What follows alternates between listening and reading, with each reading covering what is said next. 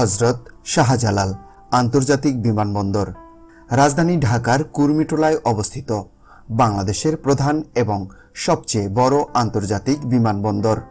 এটি 1980 সালে এর কার্যক্রম শুরু করে।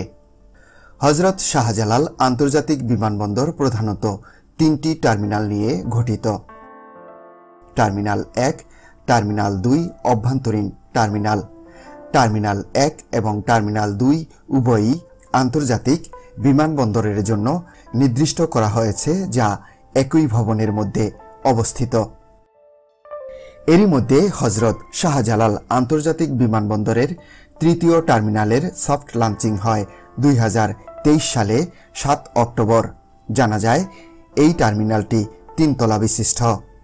চলতি বছরে জুন জুলাইয়ে চালুর কথা বলা হয়েছিল, নতুন করে বলা হয়েছে আগামী ডিসেম্বরের কথা। আসলে হযরত শাহজালাল আন্তর্জাতিক বিমানবন্দরের দৃষ্টিনন্দন 3য় টার্মিনাল কবে চালু হবে তা নিয়ে সংশয় রয়েছে। দর্শক, বিস্তারিত জানতে পুরো ভিডিওটি দেখুন। চলুন মূল পর্বে।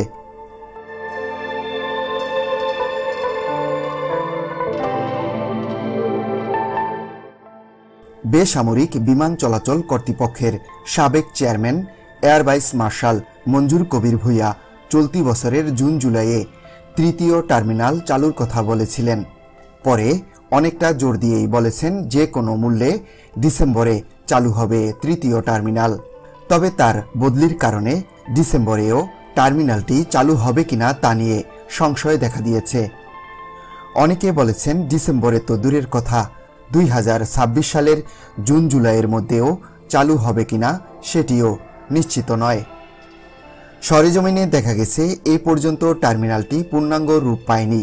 ভবনের অবকাঠামোগত নির্মাণ কাজও শেষ হলেও বিভিন্ন যন্ত্রপাতি স্থাপন, ক্যালিব্রেশন ও টেস্টিং বাকি রয়েছে।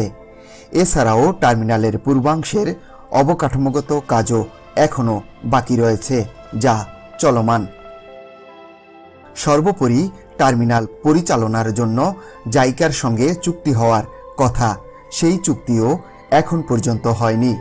চুক্তি হলে এই টার্মিনাল পরিচালনার জন্য প্রায় 6000 জনবল প্রয়োজন হবে। 4 শিফটে দিনরাত 24 ঘন্টা টার্মিনালটি সচল রাখতে এই জনবল প্রয়োজন। এরই মধ্যে শুধু নিরাপত্তার জন্য লাগবে প্রায় 4000 জনবল। বিশাল এই জনবলকে প্রশিক্ষিত করতেও কিছু সময় প্রয়োজন। কর্মকর্তারা বলেছেন তারা আপ্রাণ চেষ্টা করে যাচ্ছেন সবকিছু ঠিকঠাক করে পূর্ণাঙ্গভাবে চালু করতে। জানা যায় 3য় টার্মিনাল প্রকল্পটিতে ব্যয় ধরা হয়েছে 21,398 কোটি টাকা। এর মধ্যে বাংলাদেশ সরকারের 5,257 কোটি টাকা। জাপান ইন্টারন্যাশনাল কোঅপারেশন 3য় টার্মিনাল প্রকল্পের কাজ বাস্তবায়ন করার জন্য 3টি প্রতিষ্ঠানের সমন্বয়ে এভিয়েশন ঢাকা কনসোর্টিয়াম দায়িত্ব পায়। 3টি প্রতিষ্ঠান হচ্ছে জাপানের মিৎসুবিশি কর্পোরেশন, ফুজিতা কর্পোরেশন এবং কোরিয়ান স্যামসাং C&T।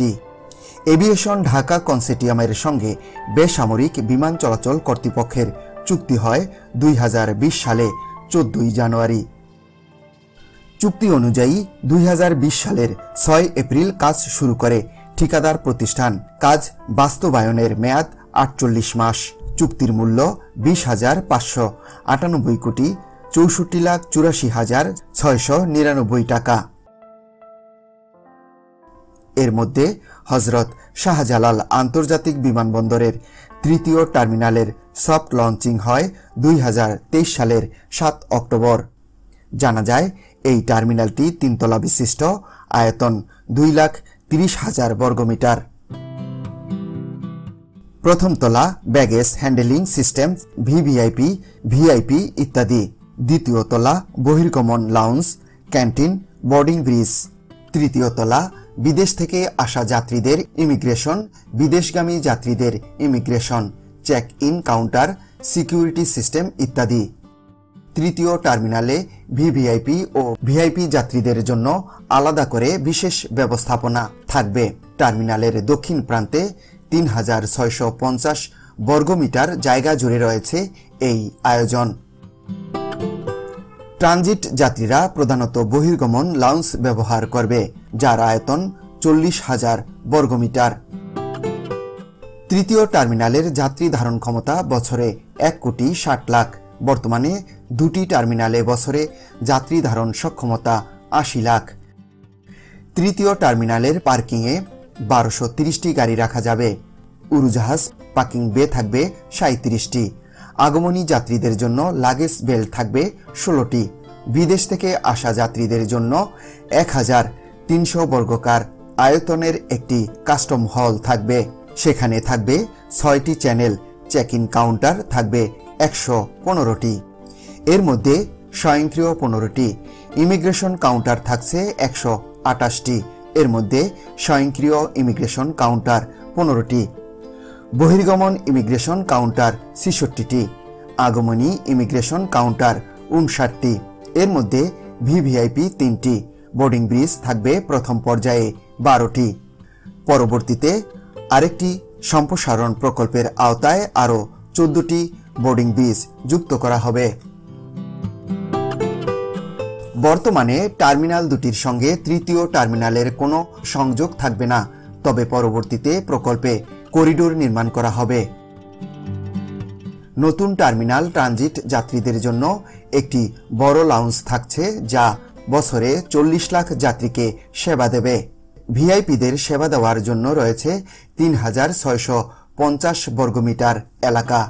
টার্মিনালটি পুরোপুরি চালু হলে যাত্রীদের নির্বিঘ্নে বিমানবন্দরে আসা যাওয়ায় হাজি ক্যাম্প থেকে উত্তরা পর্যন্ত থাকবে পাতাল রেল। এছাড়া airlines lounge, day room, movie lounge, শিশুদের জন্য প্লে জোন এবং ফুড কোর্ট যাত্রীদের স্বাচ্ছন্দ্য দেবে। তবে এসব কিছু এখনো কাগজে কলমে। বাস্তবে এটি চালুর কোনো নির্দেশনা আপাতত কারো কাছে নেই।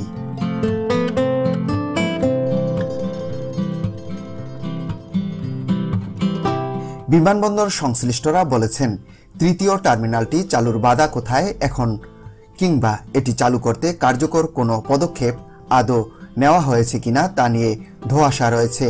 সাবেক চেয়ারম্যান কয়েকবার পরিদর্শন করলেও চালুর ব্যাপারে এক এক সময় এক এক বার্তা দিয়েছেন। চলতি বছর এই টার্মিনাল চালুর আশা শূন্য। আগামী বছর কোন সময় চালু হতে পারে সেটিও নির্ধারিত না। সব মিলিয়ে টার্মিনালটি নিয়ে এক প্রকার লেজগোবরে অবস্থা। তবে সংশ্লিষ্ট কর্মকর্তারা বলেছেন, তৃতীয় টার্মিনালের প্রায় 98% কাজ শেষ। বাইরে কিছু অবকাঠামোগত উন্নয়ন বাকি। দ্রুতগতিতে এগিয়ে চলছে সেই কাজ। এছাড়া অপারেশনাল কার্যক্রমের জন্য এখনো অনেক কিছু বাকি রয়েছে। সেই কাজগুলো চলতি বছরের মধ্যেই শেষ হয়ে যাবে। তৃতীয় টার্মিনাল কবে নাগাদ চালু হবে, এমন প্রশ্নের জবাবে বেসামরিক বিমান চলাচল কর্তৃপক্ষের chairman air vice marshal Mohammad Mostafa Mahmud Siddique বলেন, আমরা সর্বোচ্চ গুরুত্ব দিয়ে বিষয়টি বিবেচনায় রেখে কাজ করছি।